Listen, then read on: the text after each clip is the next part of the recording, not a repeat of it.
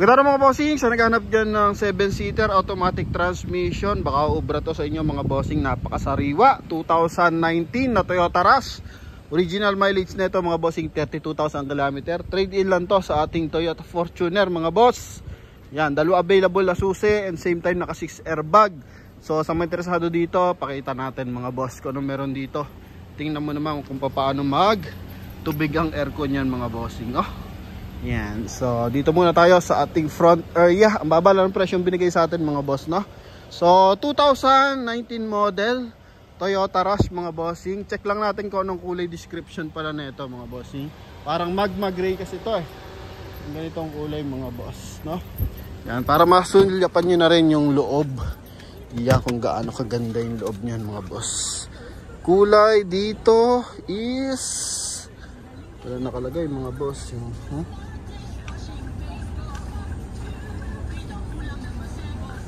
Yan. So magma gray nga nakalagay mga boss, no? Yan, magma gray ang kulay. Dito muna tayo sa ating front area. Pakita natin yung fog light niya mga boss. Yan. Sulyapan nyo na rin yung kabilang side. Yan. Explain natin kung ano meron dito sa ating Toyota Rush nito mga boss. So eto 2019 model G variant. So ang Toyota Rush meron 5-seater, meron 7-seater. Yung G variant is 7, yung E variant is 5-seater. Pero ngayon may GRS na mga bossing. And kung ano naman yung mukha ng mga Toyota Rush ngayon mga bossing, yung pa rin yung mukha ngayon mga boss. Iniiba lang nila yung disenyo ng bumper, pero same pa rin sila ng mga bossing parts ng headlight. Tsaka sa makina syempre same pa rin. And eto na lang yung natitira natin sa Toyota na naka rear wheel drive mga bossing, kasi yung Avanza binago na, naka front wheel drive na rin mga boss. And Toyota Rush, pinakamataas ang ground clearance pagdating sa LUV o light utility vehicle mga boss, no? Yan, mataas ang ground clearance na ito. Tawag nila dito kalimitan is Baby Fortuner mga bossing. So dito mo tayo sa ating front area. Napakaganda ng kanyang front grille.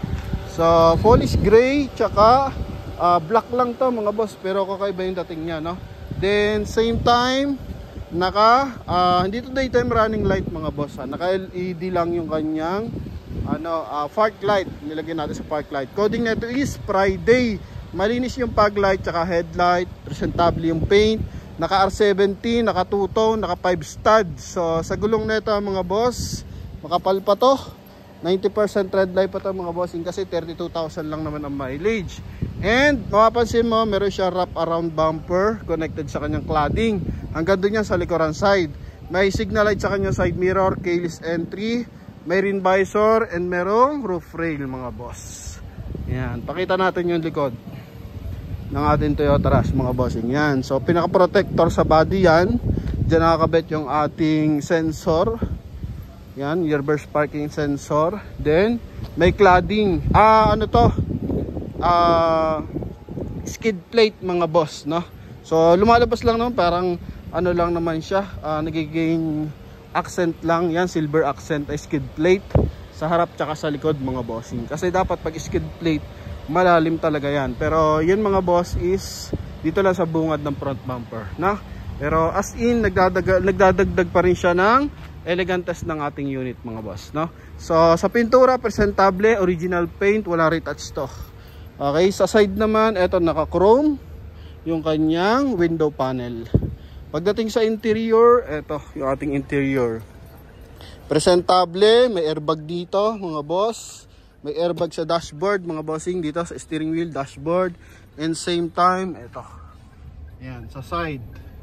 And sa likuran side mga boss. Yan, so napaka-safety pagdating dito sa ating Toyota Rush. Then naka 2 din audio system mga boss. Yan, and ito nagpi-flip to mga bossing no? Nagpi-flip yung ating monitor mga bossing, ha? And may lagayan siya ng CD dito. Okay? And ito naman mga bossing, naka-automatic climate control. Then sa dashboard niya is meron siyang milky white yung pagkaano nito kulay mga boss, na accent dito sa ibabaw. Then meron din siyang chrome accent. Yan. Dito sa kanyang tag dito, 2-in audio system, same time may polish black dito. Okay, then sa side naka chrome, then dito armrest na milky white, and power pole yung kanyang side mirror mga bossing. Yan, magkabilang side naka power pole and power adjust. Check na rin natin. Okay, so responsive naman. Then dito sa rin sa kabilang side mga bossing. Yan, harap lang natin Then pagdating dito sa ating meter cluster, original mileage niya 32,321. So original po yan mga boss. Then ito is hands-free connection para sa ating 2-in audio system mga bossing Then dito USB tsaka AUX po, pwede dito. Bluetooth, meron na rin siya mga boss. Yan. So push start unit, dalawa available nating susi. So automatic transmission mga boss yung ating Toyota Rush na to. Yan. So kanyang steering wheel, so polish gray, chrome, tsaka leather black ang meron dito mga boss, Ganda ng upuan niya, Yan. So pit na pit. Kumbaga wala pa siyang mga pulundo mga boss. Second row. So ito mga bossing. Natin second row, 12 volt socket, then aircon ventilation sa ceiling. Yan, kulay gray yung ating ceiling mga boss. Yan yung ating headliner. Sa likuran, ang taillight natin, so wala mga basag yan. Okay, mga minor scratches.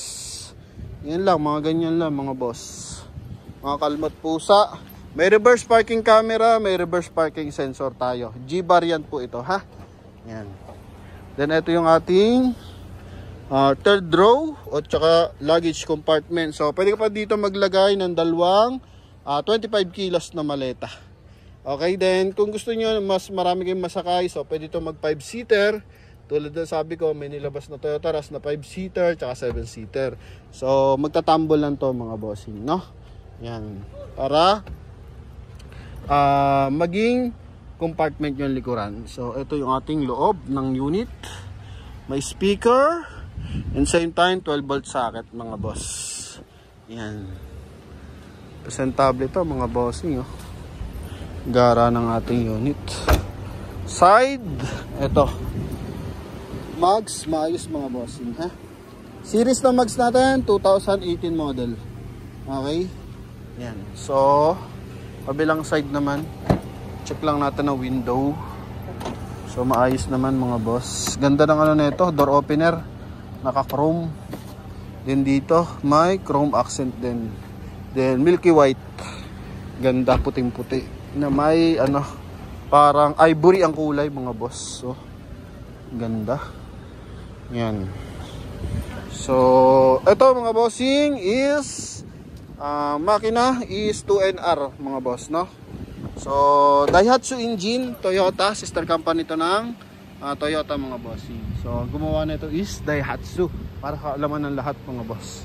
Kaya pagdating sa parts, dati ang Daihatsu nagsusupply sila directly sa buyer. Pero ngayon is na siya, sister company na siya ng Toyota mga bossing. Wigo, Avanza, yan mga boss. Then eto yung Toyota Rush mga boss. So Daihatsu engine, dual BBTI mga bossing.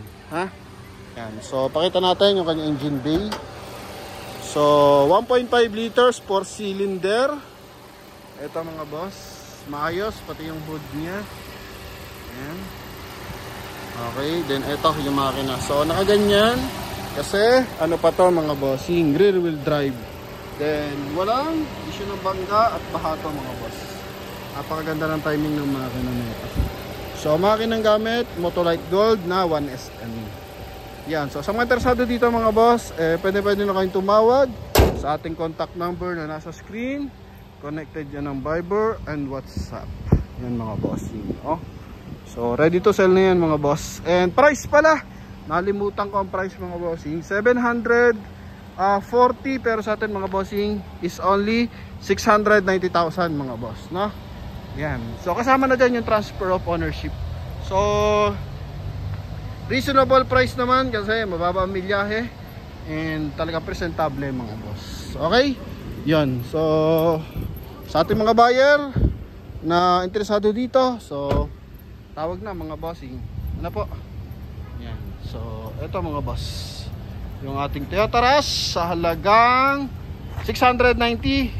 Lalarga mga boss kasama yung transfer of ownership. Okay, so yun lamang mga boss. Thank you and God bless. Bye bye.